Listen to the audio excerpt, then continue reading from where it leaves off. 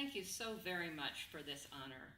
I am thrilled to be inducted into Cedar Crest College's Athletic Hall of Fame, and I am even more thrilled at the evolution of the athletics program at Cedar Crest over the last 40 years.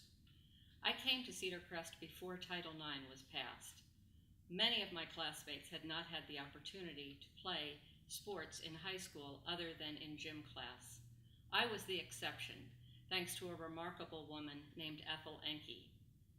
Miss Enke was the director of athletics at Radnor long before there were many other female directors of athletics anywhere in the country. She made sure that both boys and girls had the opportunity to play interscholastic sports. In addition to being the athletic director, she also coached many of the girls' teams. I played field hockey for Miss Enke, as my mother had played field hockey for Miss Enke years before. Miss Enke was a tough coach.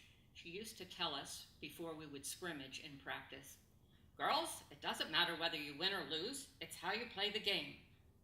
Then the scrimmage would end, and she would yell, "Losers, take 5 extra laps around the field." So we learned to play hard. My mother had also played basketball at Radnor High School, but I was not destined to follow in her footsteps in that way. Every time Miss Enke watched me try to make a layup and I missed, she would shake her head and say, "You are not your mother's daughter." That did not go well. But it was at Radnor that I learned to love another sport which was relatively new to the high school scene at that time. That was lacrosse. I loved everything about it.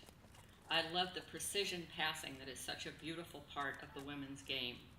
I loved the daring do of the successfully completed backward shovel shot. And I loved the freedom of a sport that is played on a field that has no boundaries.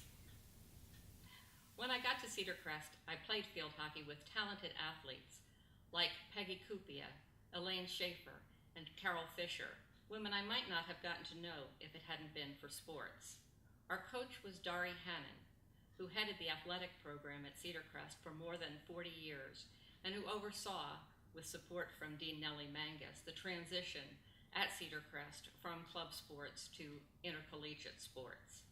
Miss Hannon really did believe in the importance of sportswomanship, and it was in the early stages of our intercollegiate competition here at Cedar Crest, so we had a lot of catching up to do. We lost a lot, but we were gracious about it. We always served the members of the opposing team punch and cookies after every home game. It certainly was a different era. In the spring, it was time to play lacrosse, but Cedar Crest had no lacrosse team, and I missed it more than I ever thought I would. I actually cried because I missed it so much.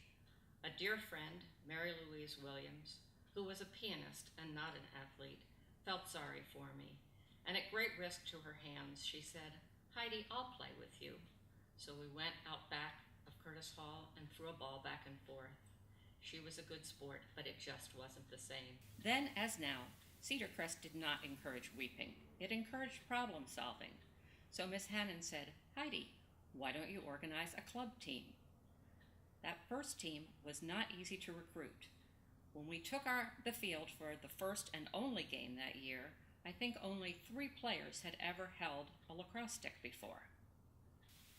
Our opponent for that one and only game of Cedar Crest's very first lacrosse season was Muhlenberg College. I don't remember who won and who lost, but I do remember the appalled look on the official's face when they arrived at the game and discovered that the Cedar Crest groundskeepers, who had never set up a lacrosse field before, had placed the goal cages so that the triangular end was facing the field rather than the square end. We were less than 5 minutes into the game when a whistle blew and the official stopped play because a Cedar Crest player had run through the crease. When play resumed, the player sidled up to me and whispered, "Heidi, what's a crease?" It was not an auspicious beginning, but look at how far the lacrosse program has come since then. After I graduated from Cedar Crest, Miss Hannon invited me to be the assistant coach for the field hockey team, and I volunteered to coach the lacrosse team, which was still a club sport at that time. I missed playing sports myself, but much to my surprise, I discovered the joy of coaching, especially at a Division III school. where women who had not considered themselves athletes because they had not had much of an opportunity to play sports in high school took a risk, tried sports, and learned to love them. As Cedar Crest's athletics program becomes more competitive, I hope that serious athletes will no longer weep for lack of opportunity, but I also hope that women who have not had an opportunity to play sports in high school will discover how much fun and how satisfying they can be.